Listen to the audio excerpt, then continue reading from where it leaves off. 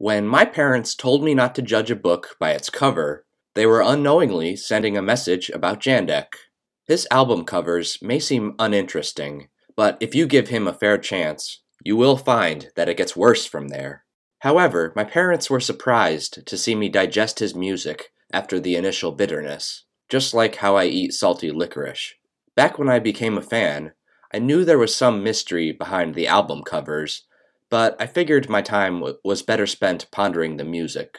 Still, some pictures were so blatantly mysterious that the resulting discomfort lasted well into the listening process. Case in point, the cover of Graven image is from almost the same location as the next one, but moving just a few feet made all the difference. In my video Tale of a Jandek Fan, I singled out Graven image for this very reason, and not even Wikipedia wants to show this album cover. Fortunately, my parents really were correct about how to judge things, because this is a terrific record. 12th Apostle certainly has its place in the catalog, but I would say Graven image is where the third era really gets started, and I'm sure a sizable portion of the fanbase prefers it over the other albums of the time. As a whole, the lyrics have become more focused, and with shorter song lengths, they get right to the point. If the guitar tuning on the last record wasn't intriguing enough, we are treated to yet another one here, and I think it's a bit more appealing. Jandek did experiment with the slide guitar last time, but this time he's done something even more interesting on top of that. At one point in his Wire magazine interview, he said that he was trained in accordion, which means he might be more intimate with that than the guitar. Surprisingly, it took him until Graven Image to play it for the public, and it's a pleasure to hear even if those tracks don't rank very high. This record gets started with a brief intro track that squeezes in just the right amount of lyrics. Remain the Same is about not understanding the things we do or our lives in general, which sometimes causes the narrator intense anguish. If only he and his friend could go back to a simpler time of their lives. The song does not try to be a hit, but it warms you up for everything else, and might even make you reflect a bit. Then along comes Helena for something more ambiguous. It starts by mentioning Pitchstone Plateau, which Google will tell you is in Yellowstone National Park.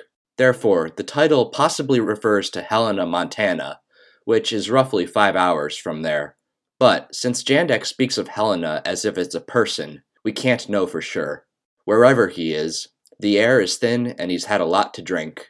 Also, your big standout line would be, "Where is this? What kind of place is dying in the human race?" Ghost Town by the Sea, the centerpiece of the album, needs almost no introduction.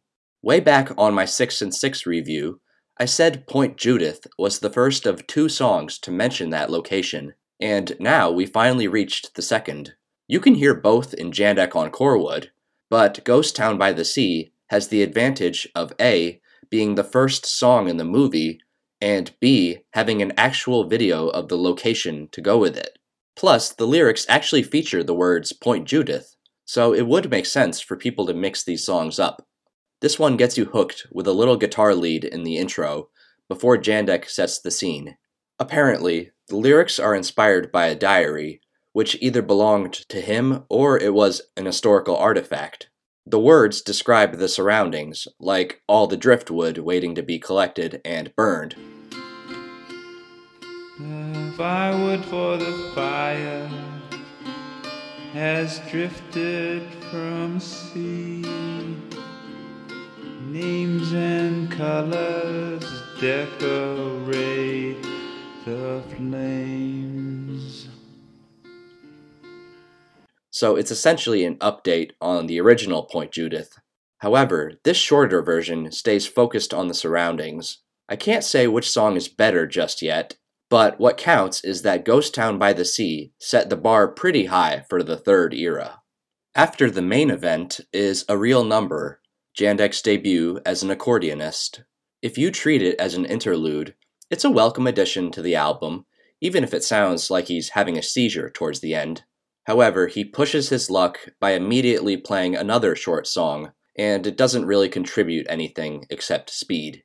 Fortunately, the next 2 tracks are more interesting. You gotta love Nothing You Lack for how nonsensical and random it is. It starts with the recycled line, "Best that you forget me," and with songs like this, he's clearly not helping with that. You hear about things like a giraffe, a monkey, a red sack, and movies, none of which seem to relate. Sometimes his S's are really drawn out, so you can tell he's fumbling for words here. I would describe this track as lovably weird. Then we have Chillicothe, which seems to be about social anxiety during a friend's birthday party. That title sounds obscure until you find out there are at least 5 places in America by that name, but due to one of the lyrics, the song most likely refers to Chillicothe, Missouri. That's because Jandek says, "Chillicothe feeds me bread," which makes sense because this town is the home of sliced bread. I can't tell what that has to do with the rest of the lyrics, but hey, I like to learn things. Every now and then, I find a Jandek song that could easily be a meme, and Janky is one of them. Granted, I don't hear much about it, but after I made my own version back in 2013, the lyrics sort of became an inside joke for me and my ex. That's why I can't help but laugh when I hear it today. It's a harmonica song in the same vein as You Sing a Song or Ha Ha, although I think the playing is better here. Jandek sings about some shoeshine boy named Janky, and never lets us forget that Janky is clanky all the time. Along come Janky, he sure is clanky.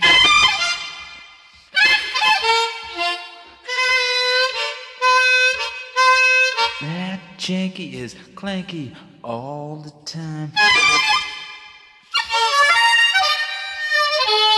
Clanky Janky, clanky Janky. I guess that means he has a bunch of metal objects rattling in his pockets. It's just a fun little track, so there's not a whole lot to analyze. Meanwhile, Lake Lagoon is more baffling. Even though I barely understand this one, I have a certain fondness for it. The beginning has this Shirley character, who's only mentioned once, along with something about a liquor store, but the rest of the lyrics paint a picture of the countryside. It has to be the West Coast, since there are redwoods, which tower over the water. Jandek can't decide whether it's a lake or a lagoon, but since I have experience with both, all I think about is taking the kayak out for a paddle. Thus, even though the song is not the most cohesive, I find that it does not need to be. If you thought A Real Number was a bit empty, Philip Was Mentioned has vocals, guitar, and harmonica to complement the accordion. It all sounds pretty cool, except the lyrics have never been my favorite. However, I like to think that Philip refers to Phil Milstein, the guy who wrote a review that convinced Jandek to make more albums. Anyway, the next highlight is definitely Fishing Blues, the song that was revitalized for the 2014 St. Louis concert. Not to be confused with the much older blues of the same name, this is about the more boring aspects of fishing. When Jandek doesn't have much to sing about, he always falls back on that topic.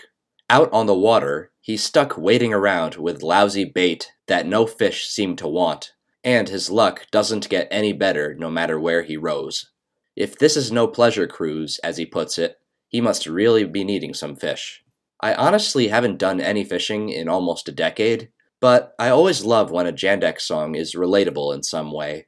Plus, Fishing Blues goes really well with Lake Lagoon, even though they are not consecutive.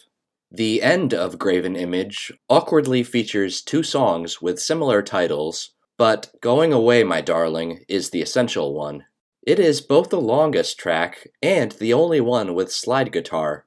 Also, the tempo is reminiscent of Whiskers, the last song with slide guitar. You can almost figure out the lyrics by reading the title, except it's not necessarily a breakup song, as I had originally expected. For some reason, the narrator is leaving home to stay in the countryside until the spring. His encounter with a black cat makes him nervous about the whole thing, and he's not sure if his woman will stay committed to him, but as a musician, he plans on returning to the city to perform what the trip inspired. And by the time it's time to ride into the city for the stage, I'll ride on in to bring life that I've been living all all this time. Now that I think about it, this sounds exactly like something the artist himself would do. We now know he's very well traveled, which has surely played a role in the plethora of music he's released. Overall, this track has the right balance of lyrics we can and can't understand, and that slide guitar sounds just as cool as before. When comparing Jandek records, I often speak in terms of variety. Do all tracks feature the same setup, or does he change it? For the early third era, it appears that Graven Image does best in this category. Unlike the album before and after it, there may not be a reverb section, but the accordion, harmonica, and slide guitar result in 4 curveballs on this record, while 12th Apostle only offers half of that. As for the songs themselves, plenty are solid, at least 3 are highlights, and the worst ones are still no reason to skip ahead. I have found it to be the kind of album I can leave in the car CD player for several days at a time, especially when I don't know where I'm driving.